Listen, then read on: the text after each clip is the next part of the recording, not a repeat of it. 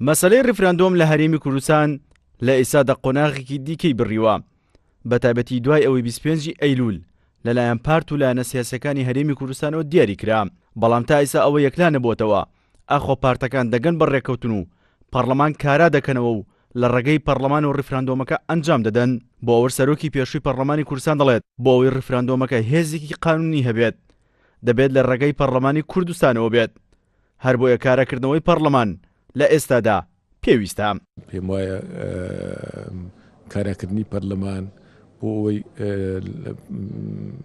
یاسایەک بە پێی یاسایەک بەڕێوەی باتن ئەو باشترە.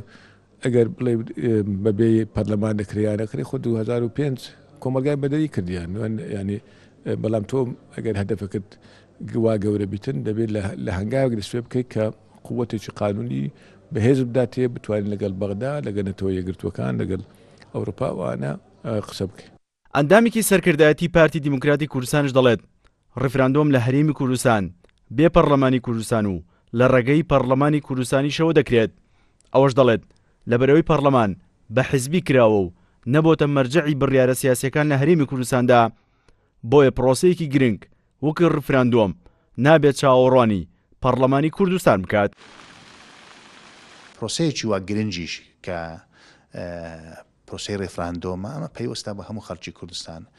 هەوڵماندا و هەوڵیش دەدەین بۆ کاراکردنەوەی پەرلەمان، بەڵام ئەگە نەگەینە ئەنجامەکیش پرۆسەیەکی وا گرنگ کە ئەوڕۆ دەرفەتێک بۆ کوردستان دروست بوو، ئەو دەرفەتە ڕەنگە بە هەموو کاتێک دروست نەبیتەوە. ڕەناوەستین لەسەرەوەی حزبێک ئینکاری دەکرد لە سەشتەی دیاریکراویان دوو حسب ڕای نییە، بە تەکید ئەم پرۆسەیە ناوەستی فعلەن بە پەرلەمان دەکرێت ئەو پرۆسەیە و بەبێ پەرلەمانیش دەکرێتن و هەوڵیش دەدەین و هەوڵیشمان داوە بتوانین ڕای گشتی لەسەر کۆ بکەینەوە. دوای ئەوەی لە دوایین کۆبنەوەی پارت و لایەنە سیاسیەکانی کوردستاندا 25 ئەیلولی ئەم ساڵ وەکو ڕیفراندۆم دیاری کرا لە هەرێمی کوردستان، ئەوەش کاردانەوەی نێو خۆی و نێو دەوڵەتی لێکەوتەوە و ژمارەیەکی زۆری وڵاتان نیگەرانی خۆیان بۆ ئەنجامدانی ئەو ڕیفراندۆمە لە هەرێمی کوردستان دەربڕی. سیروان حوسێن، کورسات نیوز، هەولێر.